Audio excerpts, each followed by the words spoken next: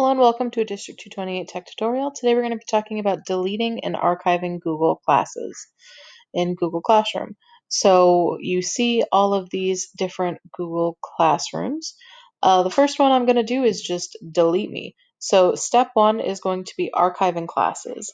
Archiving is a way to make sure that your students can't access that classroom, but maybe you don't want to permanently delete it yet because you might need it later, or you want to just kind of hold off and see if you need to recreate some of that in a different classroom.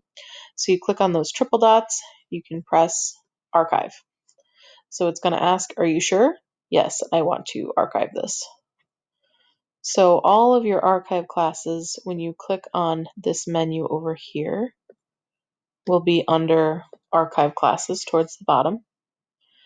And when you are the owner of a class, what you can do is click on these triple dots and you can restore it if, for example, you archived your semester 2 classes, or if you know you don't want it and you want it gone forever, go ahead and press delete.